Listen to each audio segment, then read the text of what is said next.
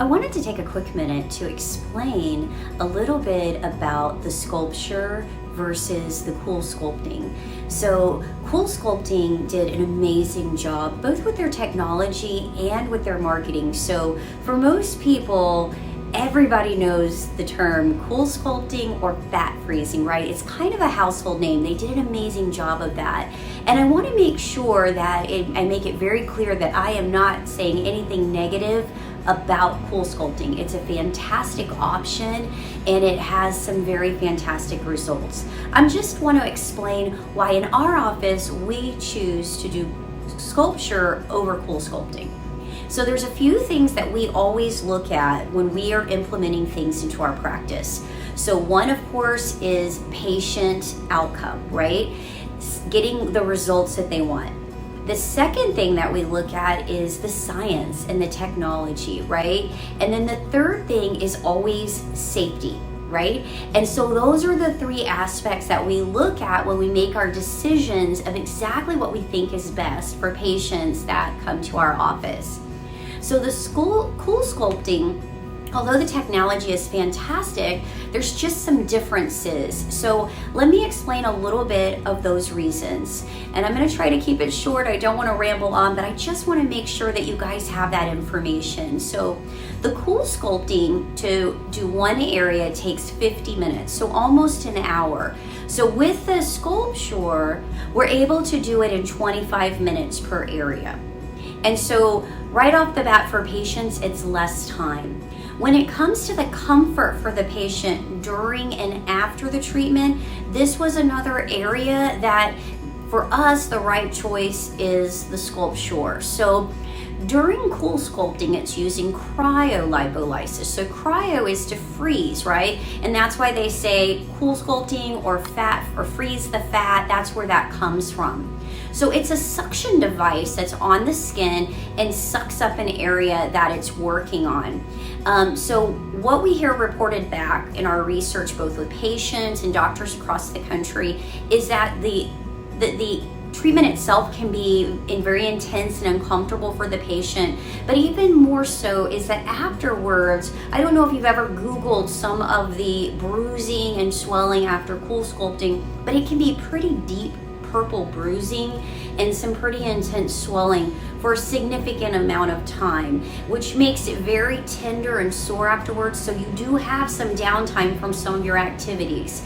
The other thing is that in some cases, when it's freezing that area, it can also, by theory, cause some nerve issues, right? So there are some patients that report a significant amount of numbing in that area for a prolonged period of time.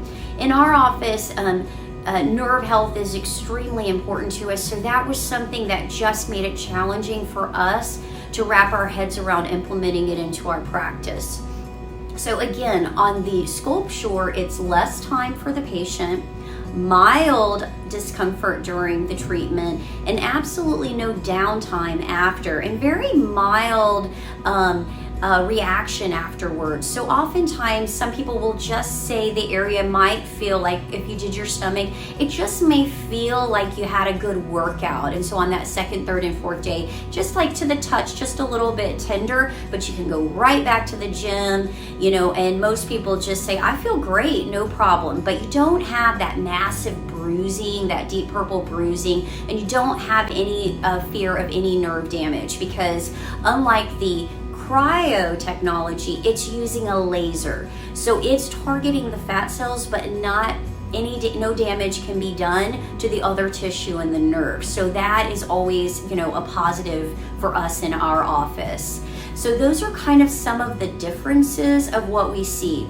One other thing that's just kind of an extra perk with the SculpSure is that because it is the laser technology, it does have a mild amount of getting some of that collagen reaction. And I know if any of you pay much attention to what I say, I'm a big believer in collagen. I'm all about anti-aging, so I love that ability of improving the skin. So getting a little mild bit of skin tightening at the same time that you're able to target the fat is a win for us again in our office. So we find that the results are very similar, but again, it just feels safer and easier on the patient. And those are the reasons that we choose to do the SculpSure in our office. So whenever we do these things, we do a tremendous amount of research, both from patient outcomes across the country, the science on it, the clinical studies, and then also we like to confer with doctors across the country. So we're fortunate to have that network to be able to do so. And they often laugh at us because we tend to really focus on the science and the patient and less on the numbers, right? For us, we have to make sure that at the end of the day, we're servicing our patients with the best to our knowledge that we can do. So again, the SculpSure is only one of the things that we do in our office, but I just wanted to give a little bit of education of what that differences are between CoolSculpting and SculpSure. Both are excellent, but for our office, the SculpSure is the choice that we're the most comfortable with.